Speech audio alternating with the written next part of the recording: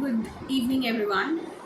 Today, I want to talk about something we rarely notice but experience every single day: the invisible journey between thought and idea. People often look at writers, storytellers, filmmakers, artists, journalists, or creators and ask, where do your ideas come from? And honestly, the answer is really simple. Ideas do not always arrive fully formed. Most of the time, they begin quietly as fragments. A passing observation, a strange feeling, a memory, a sentence overheard in a cafe, a child staring at the rain, an old woman sitting alone at a railway station, a photograph, a heartbreak, a journey through an unfamiliar street. Storytelling begins long before writing begins. It begins with noticing, like the trigger, where stories begin. Every story starts with a trigger, not necessarily a dramatic event, but sometimes the smallest experience create the deepest ideas. For example, watching sunlight fall on an abandoned building, hearing silence after an argument, seeing someone smile while hiding pain, traveling through old bazaars or cultural streets, reading a news headline that stays in your mind longer than expected.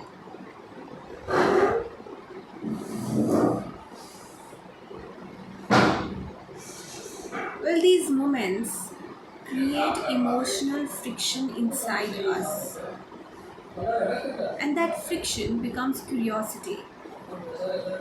As storytellers, we are not simply collecting events, we are collecting emotional echoes.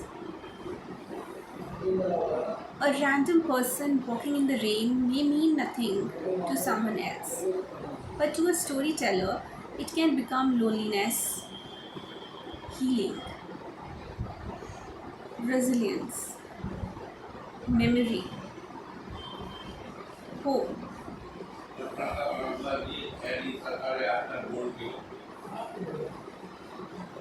and most importantly, mystery.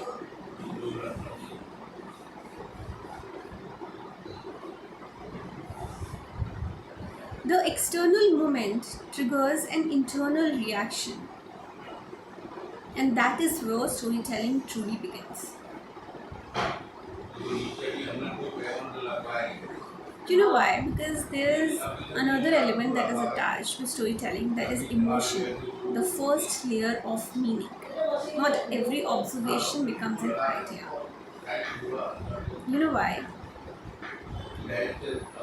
Because emotion decides what stays. Thousands of thoughts pass through our minds daily, but only emotionally charged thoughts linger. You may forget what someone said, but you remember how something made you feel.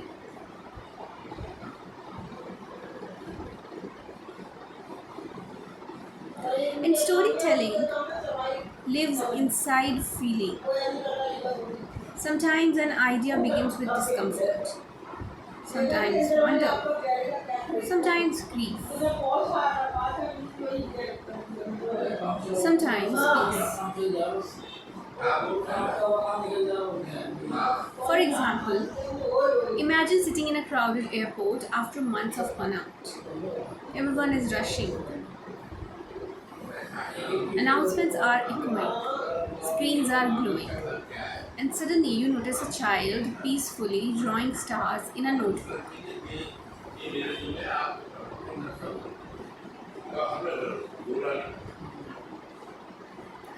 That image stays with you.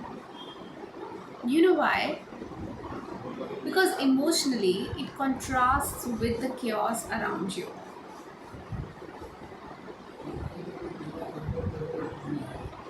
And slowly your mind begins asking invisible storytelling questions. Like, what is that child imagining? Why do adults lose that stillness?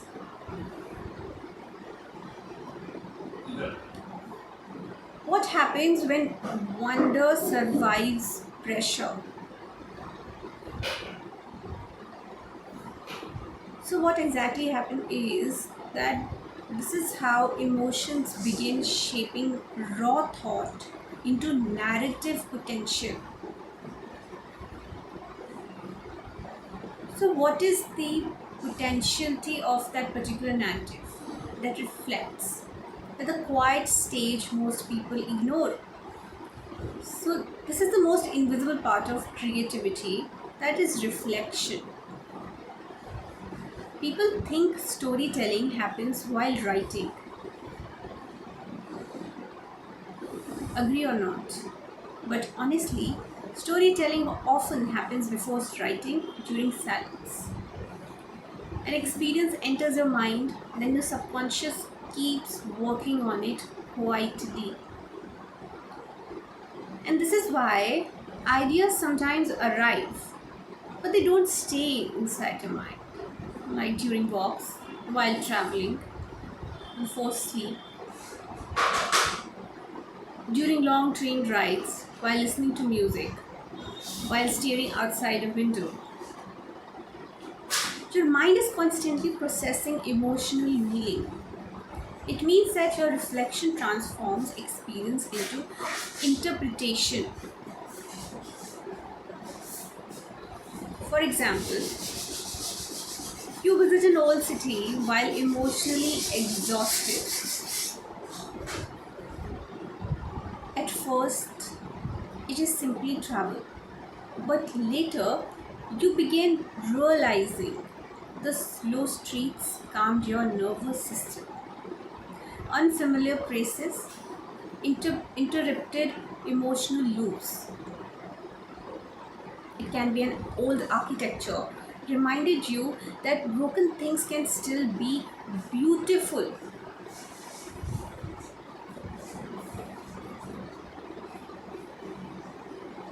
Have you ever seen such things? Now let's discuss the experience that becomes larger than itself.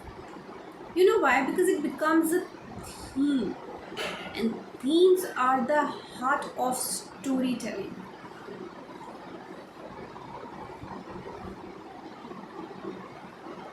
And the meaning is that when thought becomes an idea.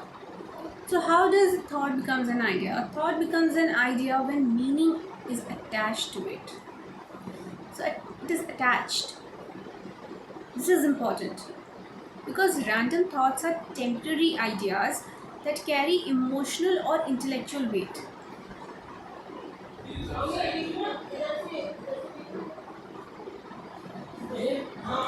For example, there is a thought like an old man feeds birds daily, right?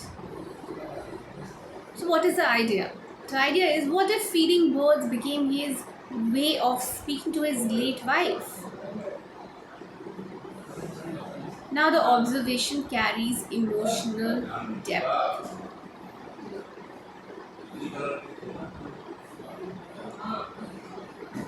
Storytelling happens when creators ask, what does this mean beyond itself? This is why strong stories are never just about events. A space story may actually be about loneliness. A fantasy story may actually be about healing. A travel story may actually be about emotional escape. A detective story may actually be about guilt. A children's story may actually be about hope, surviving fear. But the visible plot is only the surface. The real story is emotional meaning that is underneath. So, why not all thoughts become ideas?